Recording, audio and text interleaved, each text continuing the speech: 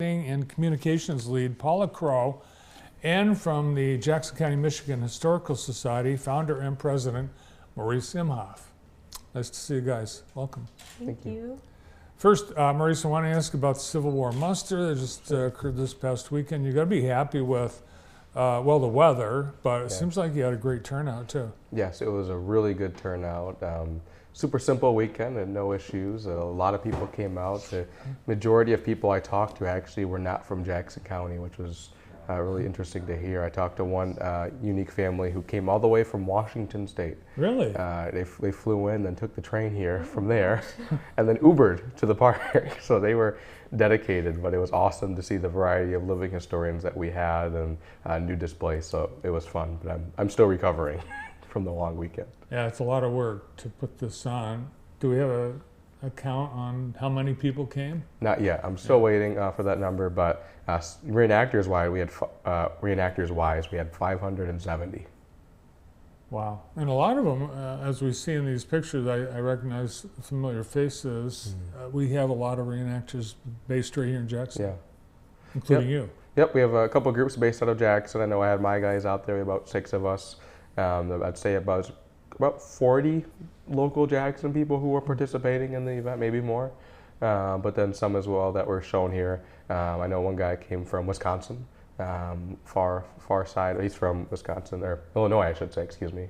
And then we had some living historians as well from Pennsylvania. So everyone came all over. It was quite a unique thing to see. Nice. Well, congratulations. Thank you. Another great job. Starting to work already on what, year number 39? Next year, yep, it's 39. Yep, Wow. This was the 38th. Next year's 39. I don't even want to think about it right now.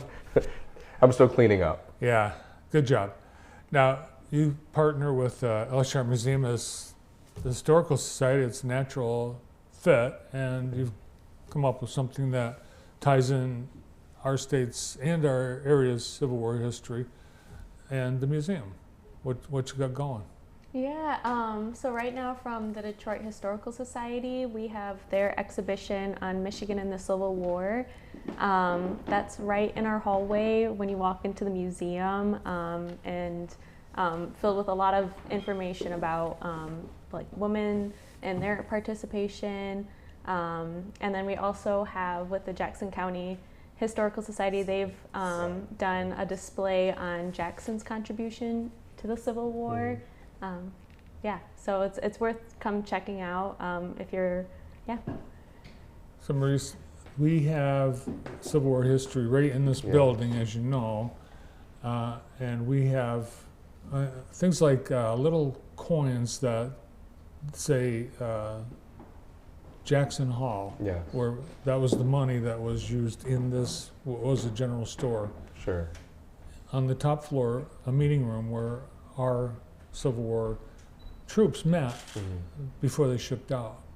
So you've got other artifacts that connect Jackson to the Civil War. Yes, the yellow does.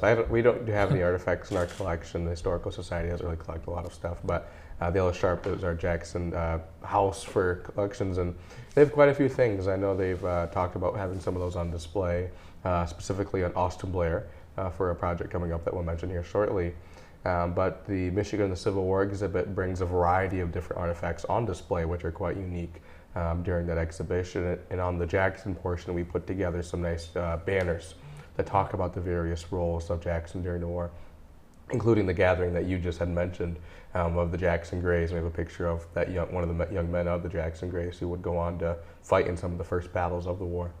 And Jackson as a community was very anti-slavery, and there were a lot of fights, not Civil War battles, but a lot of fist fights in our town square, for example, over slavery. Right, yeah, Jackson was an abolitionist hub in 1854. You know, the Republican Party was founded here when that first Republican National Convention was held with the sole purpose of ending slavery, advocating for the repeal of the Kansas-Nebraska Act, if I'm correct. So it was really a large thing to be able to call for slavery, call for the end of slavery here in Jackson, this local community, and then to be able to send boys right off to the front of the war to end slavery in America and preserve the Union was a huge thing. And having the governor here was a huge, tremendous pride for the city as Michigan's war governor. So we don't want to give away all the history of Michigan and the Civil War because we want people to go see it. Mm-hmm. Yeah, and we have sponsored admissions right now through the end of October. So there's no fee to come out and check out this exhibit. You'll also see our other exhibits. We have our Jackson History Gallery that's sponsored by Experience Jackson, and also right now we're highlighting different women in Jackson and their stories. So all free to come check out until the end of October. See it all for one low price of $0. You guys also working together on a book talk. Is this connected to the Civil War as well? It is. So we have a tremendous author named Mr. Jack Dempsey who will be coming to Jackson to release his publication on Austin Blair. I spoke with Jack about a place to release this, and I said, "You got to come to Jackson." As we know, Austin Blair is buried here. He lived here. This is his home. So, what better place to do it than here in Jackson? And what a better place to go deeper and tie it in than the Ella Sharp Museum, as she knows that the Ella houses a variety of artifacts that are pertain to Austin Blair. So, I think it's quite a unique place to have it. Yeah, I think everyone in this community is probably interested in learning more about Austin Blair. We, see his name in the community in different locations, so I will look forward to reading that. Yeah, absolutely. Mm-hmm. Let's talk about fall at the Ella. It's almost here. Yeah, I know. Well, it's funny.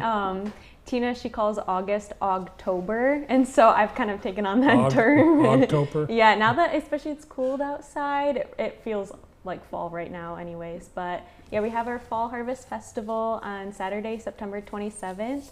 That's free to come out and to attend, and we'll have our historic buildings open for tours.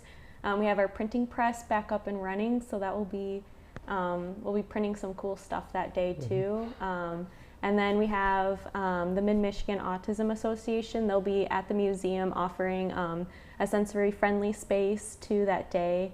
And yeah, just a lot of fun fall craft vendors, apple cider, pumpkins, petting zoo, all that good stuff. So nice. And we have one more patio party this year? yeah, we have our final patio party on Thursday, September 18th. We have a duo singing. I believe it's Mark and Tiffany. We'll have our hot dogs, side dishes, drinks, and then there'll actually be a plein air demonstration happening too. So if you don't know that much about plein air, that'd be cool to come check that out too.